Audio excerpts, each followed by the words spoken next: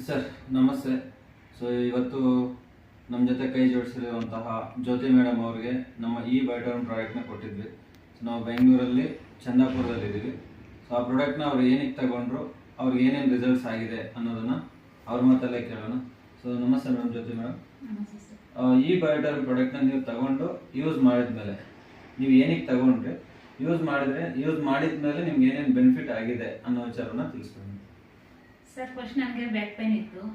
Back ಪೈನ್ಗೋಸ್ಕರ ನಾನು ತಗೊಂಡೆ.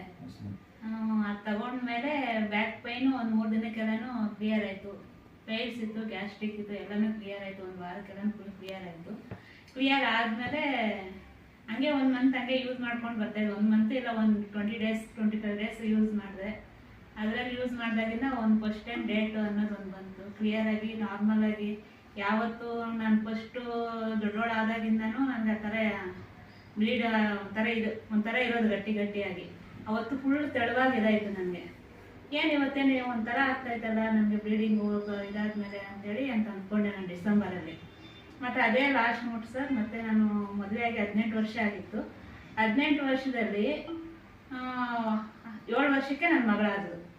ಅದಾದಮೇಲೆ ಮತ್ತೆ ಎಲ್ಲೆಲ್ಲೋ ತೋರಿಸಿದ್ರು ಹಾಸ್ಪಿಟ್ಲಲ್ಲಿ, ಒಂದು 4-5 ಹತ್ರ ತೋರಿಸಿದ್ವಿ, ಆಗಿಲ್ಲ.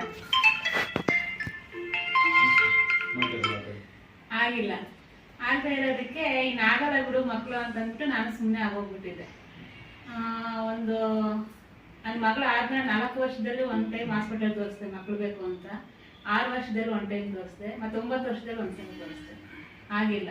ಇನ್ನು ಅಷ್ಟೇ ಬಿಡು ಆಗಲ್ಲ ಅಂತೇಳಿ ಸುಮ್ಮನೆ ಆಗೋಗ್ಬಿಟ್ಟಿದ್ದೆ.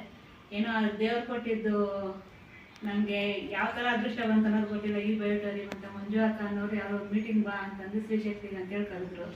ನಾನು ಸ್ತ್ರೀಶಕ್ತಿದೇನೋ ಅಂತ ಹೇಳ್ಬಿಟ್ಟು ನಾನು ಹೋದೆ ಮೀಟಿಂಗ್ಗೆ.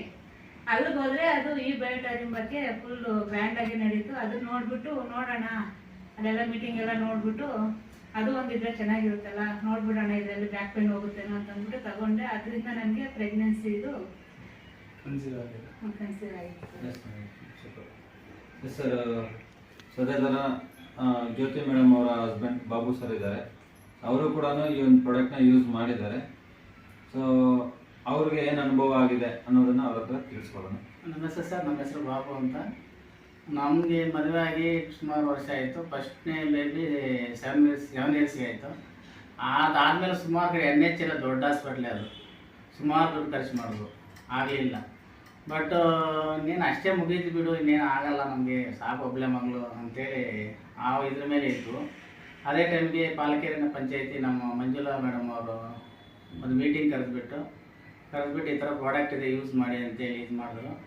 ಅವರು ಆ್ಯಕ್ಚುಲಿ ತೊಗೊಂಡಿದ್ದು ಬ್ಯಾಕ್ ಪೇನ್ ಅಂತ. ನಮ್ಮ ಮನೆಯವರು ತೊಗೊಂಡಾದ್ಮೇಲೆ ಅದು 2ಕ್ಕೂ ನಮಗೆ ಬೆನಿಫಿಟ್ ಆಯಿತು. ಅದರಲ್ಲಿ ನನಗೂ ಬೆನಿಫಿಟ್ ಆಯಿತು. ನನಗೆ ತುಂಬ ಪೇಯ್ನ್ ಬರೋದು. ನಾನು ಮೆಕ್ಯಾನಿಕಲ್ ಪ್ರೆಸರ್ ಕೆಲಸ ಮಾಡೋದು, ಕಬ್ಬಣ ಡೈಲಿ ಕಬ್ಬಣ ಎತ್ತಬೇಕು. ದಿನ 2-3 ಸಲ ಸ್ಟೋಕ್ ತೆಗಿಬೇಕು. ನಾವು ಪಾರ್ಟಿಂಗ್ ಇಡಬೇಕು, ಪ್ರೆಸ್ ಮಾಡಬೇಕು, ಮತ್ತು ತೆಗಿಬೇಕು. 3 ಸಲ ಸ್ಟೋಕ್ ಅಂದರೆ ಅಲ್ಲಿ ಡಬಲ್ 6,000 ಸಲ ಕೈ ಎತ್ತಿ ಇಳಿಬೇಕು.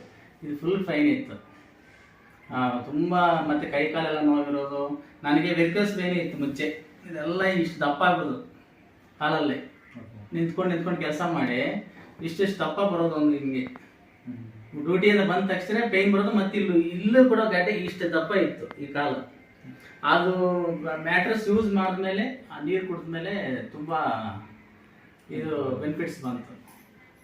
ಧನ್ಯವಾದ, ಒಳ್ಳೆಯ ಒಂದು ಪ್ರಾಡಕ್ಟ್ ಕೊಟ್ಟಿದ್ದಕ್ಕೆ. ಮತ್ತೆ ಸರ್, ಇದು ಕಾಲು ಶೂ ಹಾಕೊಂಡ್ರೆ ಫುಲ್ ಊತ ಬರೋದು. ಸಾಕ್ಸೆ ಹಾಕೊಂತ ಇರಲಿಲ್ಲ ಅವರ ಕಾಲ್ಗೆ. ಅದು ಕಾಲಿಗೆ ಮಡ್ಚ್ಬಿಟ್ಟು ಫುಲ್ ಎಷ್ಟು ಒಂದು 4-5 ಹತ್ರ, 4-5 ಒಂದು 3 ಹತ್ರ ಏನೋ ಕಟ್ ಹಾಕ್ಸಿದ್ರು. ಚೇಲೂರ್ ಹತ್ರ ಒಂದು, ಚಿಂತಾಮಣಿ, ಬಾಗೇಪಲ್ಲಿ ಮತ್ತೆ ಇಲ್ಲಿ ಬೋರಿಂಗ್ ಹಾಸ್ಪಿಟಲ್ ಎಲ್ಲ ಇದು ಮಾಡ್ತಾರೆ. ಎಲ್ಲ ಕಟ್ ಹಾಕ್ಸ್ಕೊಂಡು ಹಂಗೆ ಮಲ್ಕೊಂಡ್ರೆ ನಾರ್ಮಲ್ ಆಗೋದು. ಮತ್ತೆ ಡ್ಯೂಟಿಗೆ ಹೋಗಿ ಬಂದ್ರೆ ಶೂ ಹಾಕ್ತೀವಿ, ದಪ್ಪ ಆಗ್ಬಿಡೋದು. ಅದು ಯೂಸ್ ಮಾಡಿದಾಗಿಂದ ಇವತ್ತಿಗೆ ಅದು ಸುದ್ದಿನೇ ಇಲ್ಲ. ಚೆನ್ನಾಗಿ ಇದಾಯಿತು ಸರ್. Thank you. ವಂಡರ್ಫುಲ್ ರಿಸಲ್ಟ್ನ ಶೇರ್ ಮಾಡಿದ್ದೀರಾ. ಸೊ 100% ನಿಮಗೆ ಈ ಪ್ರಾಡಕ್ಟ್ ಅಂತ ಹೆಲ್ತ್ ವೈಸ್ ಬೆನಿಫಿಟ್ ಸಿಕ್ಕಿದೆ ಅಂತ ಹೇಳ್ತೀರಾ? ಹೌದು, 100% ಸಿಕ್ಕಿದೆ ಸರ್. ನಾನು ಸುಮಾರು ಜನ ಸಜೆಷನ್ ಮಾಡಿದ್ದೀನಿ. ಬಟ್ ಅವರು ಒಬ್ಬರು ನಮ್ಮ ಫ್ರೆಂಡ್ ಒಬ್ಬರು 1ನೇ ತಾರೀಕು 100% ತಗೋತೀನಿ ಹೇಳಿದ್ದಾರೆ. ನೋಡೋಣ, ಅವ್ರ ಜೊತೆಗೆ ಏನೋ ಯಾರಾದರೂ ನಾವು ಆದರೆ ನಮ್ಮ ಕೈಯಲ್ಲಾದಷ್ಟು ನಾವು. So thank you sir, thank you so much.